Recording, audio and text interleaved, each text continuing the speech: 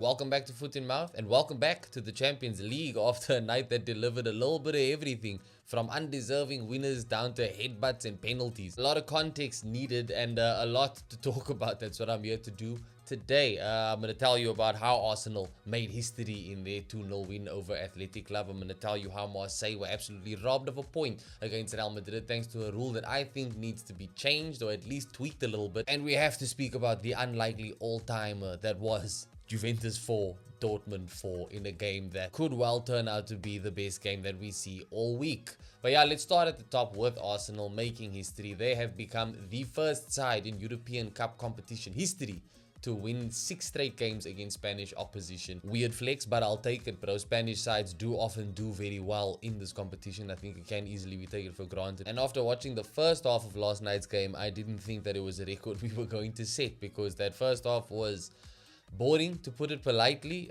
Not what we wanted to see. I mean, you see this midfield trio, if we saw it in the Premier League, didn't deliver much other than physicality and control.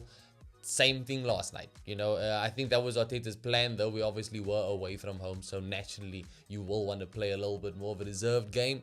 And it's not that we weren't creating chances while that midfield trio was in effect, it's just that it's not the most convincing going forward. Madueke, Eze and Gyökeres had quite a lot of work to do for themselves up top, but I don't think it hindered their performances too much overall. It was a good look. It's just we didn't have the goals or assists to show for it until Arteta's masterclass. His substitutions in the game, which I didn't understand at the time, I can't lie. When I saw him take Gyökeres off for starters, I was like, bro, what are you doing? I think Gyökeres had a decent game. Didn't have a goal for it, didn't have an assist, but I think everything that he was doing off the ball, he was working very hard, he was getting in the right places, and he was being a constant annoyance to that back line. Same goes for Madueke. But yeah, Martinelli comes on, and in 36 seconds, he ends up getting the first goal of the night. Shout out to Mosquera, who had another solid display. But yeah, he wins possession back closer to our half, just outside our box. Heads it through to the midfield. Trossard flicks it onto Martinelli, who does brilliantly to control the ball. Once he's let loose, you can't catch him. This guy has a lot of pace. This is why I wanted to see him play as a striker more often for Arsenal, for this exact type of goal. We've seen Martinelli have moments like this so far in the last 2 seasons and fluff them. So I wasn't the most confident, but the fact that he put it away with as much confidence as he did is a really good sign. I think he needed that goal a lot more than anybody. Arsenal were doing well in the game so far, so I think that the lead was deserved, but just the fact that it came after 36 seconds of Martinelli being on the pitch, it was quite crazy. And then Martinelli goes and returns the favor by assisting Trossard. And even this goal, Martinelli absolutely takes the plaudits for it again,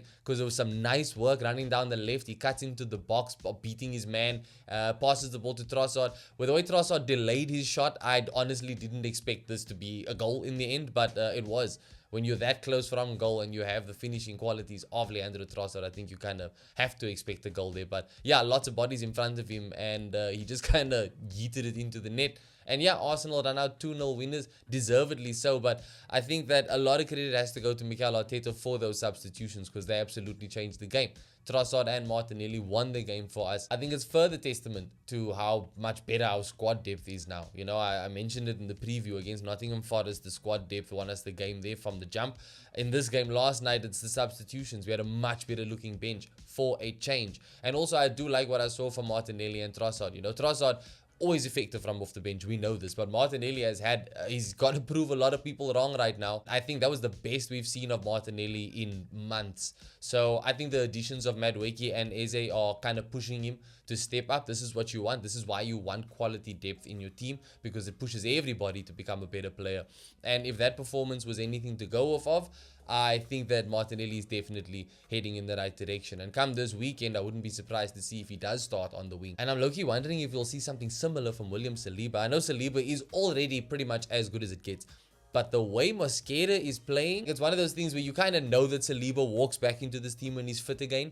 But I feel like that is doing Mosquera a real disservice, because this guy has been putting in borderline 9 out of 10, 10 out of 10 performances in every single game. We can't forget that Arsenal still have only conceded 1 goal in all competitions so far, and he's played a more part of that than William Saliba has. And that 1 goal was a free kick. I think Mosquera is very much putting himself in contention to be a first team regular, which you love to see. Another potential first team regular made his cameo in an appearance from off the bench last night with Nketiah coming on. Didn't have much time to play, but happy that he has now got himself an Arsenal appearance. Same goes for Norgard, who came off the bench. But yeah, Mosquera, I think this guy is an absolute worldie in the making, bro. World-class player in the making. The fact that Arsenal got him for £13 million is insane. You know, you look at how much we spent on Gabriel, also 26 mil. What we spent on William Saliba, I think it was 35 mil.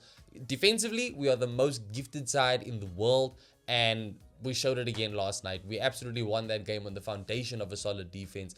And I think that's going to be what carries us through the rest of the league phase. Not only the Champions League, but in the Premier League, in the FA Cup, in the Carabao Cup. We've got all the depth in defense. And if your second choice defender is Christian Mosquera, like, that's scary, bro. And it's not for Arsenal, that's scary for everybody else.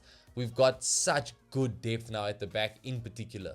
But yeah, all around, I think it was a solid game. I'm hoping that Mosquera's performances push Saliba to step up his game even more, which doesn't seem very possible right now. But yeah, solid performance. And I think that the unsung hero of the night has to be Yuri Timber. I think he had an amazing game last night. He was everywhere he needed to be. He was everywhere you never expected him to be. And he was effective from start to finish. So yeah, I'm absolutely happy with the win. I think a big piece of irony here is that yesterday when I was doing my previews, I was struggling to pronounce the name of the club that is currently first in the Champions League group stage, a league phase right now, the ones that are keeping Arsenal out of that first place spot. Union Saint-Gilloise, USG. They are top of the table after they got a big win last night. I think an unexpected win as well. But yeah, I think based on back to the Arsenal game, solid game. I love the fact that we've got super subs in the form of Trossard and Martinelli. And I think it really does bode well for Arsenal going forward. Not nearly as lucky for North London rivals Tottenham, by the way, because they were, I mean, they got an own goal, bro. Your first game back in the Champions League at home, and an own goal 4 minutes in is all you have to show for it. One shot on target the whole game. That's a dead game, bruv. And that is not going to be, it's not going to instill confidence in Spurs fans. You know, I doubt it's going to do much for the players, but hey, they got the win. That's all that matters. A win is a win. It was a especially slow start for Tottenham, but at least they do take 3 points with them after this game. But a lot of work is needed there. On to the most drama-filled game of the night, though. Real Madrid versus Olympique Marseille. I said that Marseille away could be tough, but I didn't expect them to put up as good a fight as they did at the Bernabeu last night. Genuinely, there were so many moments where I thought Marseille were just going to win it, and if it wasn't for Courtois, Real Madrid very well could have lost that one. As far as back and forth games go, this is way up there with the best of them. And genuinely, once it got to 1-1, because Marseille took the lead first, but Real Madrid equalized through a penalty. Kylian Mbappe making it 50 goals for Real Madrid already since he joined the club, which is madness.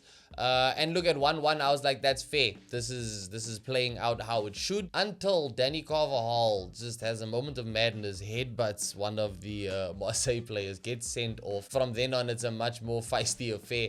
And still, 1-1 was fair. Marseille obviously look a little bit better for the win now. You know, about 20 minutes to go, they can do it. And then a handball in the 80th minute, 81st minute, and I have such a problem with this handball being given as a penalty. The defender has no idea where the ball was. His arm went out at his side, as anybody's arm would if they had just made a slide tackle like that. So harsh. We've seen this happen so many times in the Champions League, where no matter what the circumstance, if the ball touches your hand, it's a handball, and I hate it. I think last night was just another example of why I do. And Marseille can genuinely feel hard done by that they aren't taking at least a point from that game, because they deserved it. Nevertheless, Real Madrid do walk away with 3 points and a win. I think it's a worrying performance from them. 100%. They were at home. They should have looked a lot more comfortable than they did. A rare start for Rodrigo in this game, who I think looked decent too. But yeah, they'll need to do more because they've got tougher opponents coming up. But yeah, they got the win. And like I said with Spurs, that's all that matters. But the best game of the night, Juventus versus Dortmund, 4-4. When I saw it in the cards, I was expecting it to be a decent game. But 4-4, 2 goals coming after the 90th minute. 2 goals to get Juventus the draw. So they were literally much needed goals. Do Dusan Vlahovic, someone whose future seems always up in the air since he's joined Juventus, coming through with 2 goals and an assist. But I think a lot of attention should go onto Kenan Yildiz. This kid is sensational, bruh. As far as young footballers go, I've got tunnel vision for those in the Premier League, and then, you know, Yamal, of course, who you just cannot ignore. But yeah, Yildiz is looking like one for the future. All around, you know, this game I think is one of the ones that kind of epitomizes what makes the Champions League so special. It's for games like that. For us to have gotten one of those games already in night 1, I think it is a good sign of things to come. I'm going to leave it there. We've obviously got more Champions League action tonight. Liverpool versus Atletico Madrid and Bayern Munich versus Chelsea. Let me know in the comments below with your predictions for those games. I'm hoping that they will both be, or at least one of them will deliver something like what we saw with Dortmund and Juventus last night. It'd probably be the Bayern-Chelsea one if I have to put money on one of them. But yeah, let me know in the comments below what you guys are expecting from tonight's Champions League games, what you thought about last night's Champions League games. Thank you as always for watching the video. Don't forget to leave it a like if you enjoyed it and subscribe to the channel if you haven't already. I'll catch you in the next one.